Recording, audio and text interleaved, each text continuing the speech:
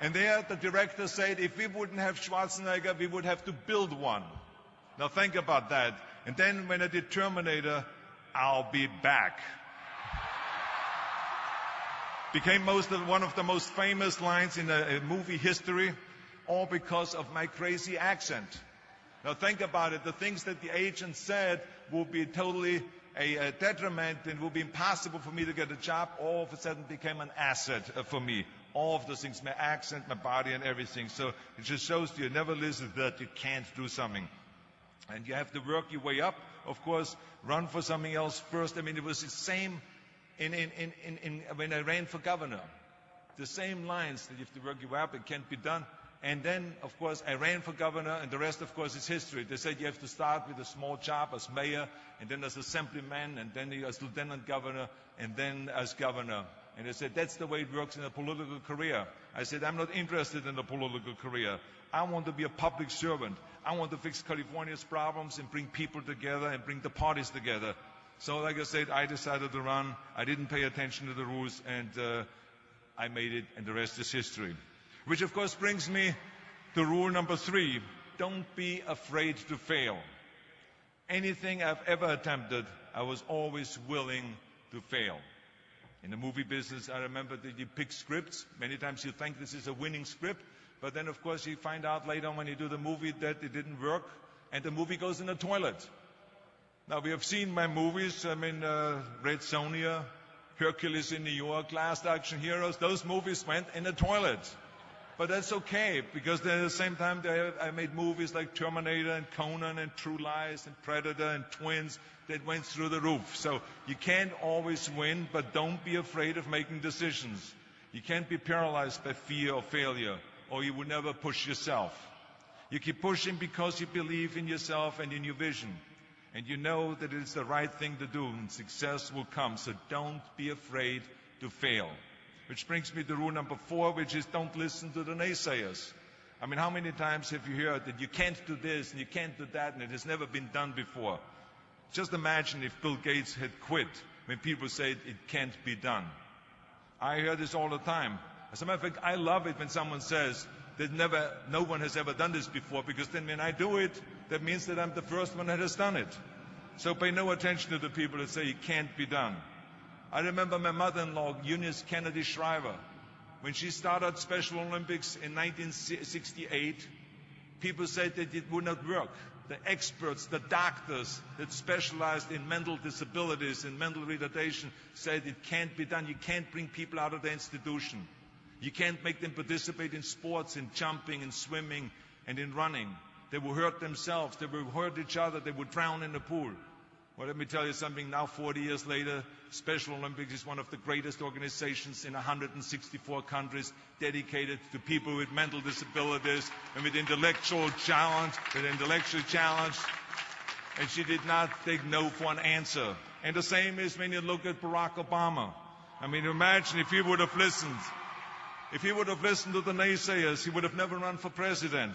People said it couldn't be done, that he couldn't get elected, that he couldn't beat Hillary Clinton, that he would never win the general election.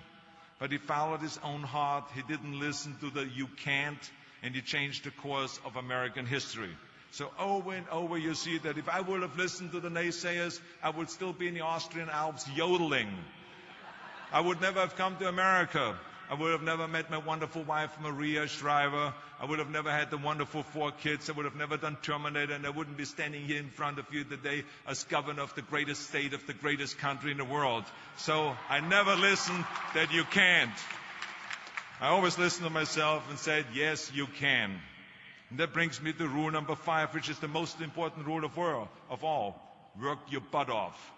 You never want to fail because you didn't work hard enough. I never wanted to lose a competition or lose an election because I didn't work hard enough. I always believed leaving no stone unturned. Muhammad Ali, one of my great heroes, had a great line in the 70s when he was asked, how many sit-ups do you do? He said, I don't count my sit-ups. I only start counting when it starts hurting. When I feel pain, that's when I start counting, because that's when it really counts. That's what makes you a champion. And that's the way it is with everything. No pain, no gain. So many of those lessons that I apply in life, I've learned from sports, let me tell you, and especially that one. And let me tell you, it is important to have fun in life, of course, but when you're out there partying, horsing around, someone out there at the same time is working hard. Someone is getting smarter and someone is winning. Just remember that. Now, if you want to coast through life, don't pay any attention to any of those rules. But if you want to win, there's absolutely no way around hard work.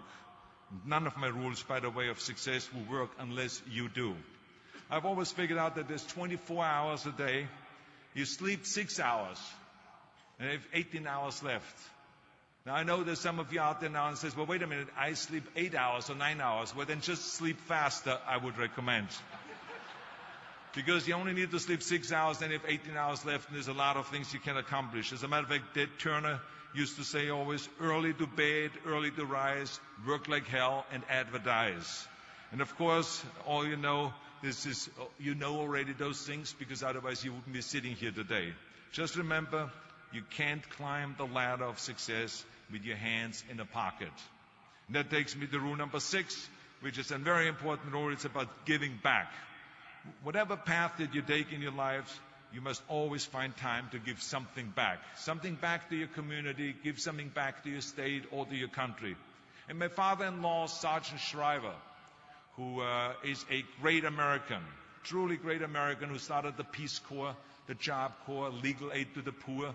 He said at Yale University to the students at the commencement speech, tear down that mirror. Tear down that mirror that makes you always look at yourself. And you will be able to look beyond that mirror, and you will see the millions of people that need your help. And let me tell you something, reaching out and helping people will bring you more satisfaction than anything else you've ever done. As a matter of fact, today, after having worked for Special Olympics and have started after-school programs, have promoted fitness, and now with my job as governor, I can tell you, playing a game of chess with an 8-year-old kid in an inner-city school is far more exciting for me than walking down another red carpet of a movie premiere.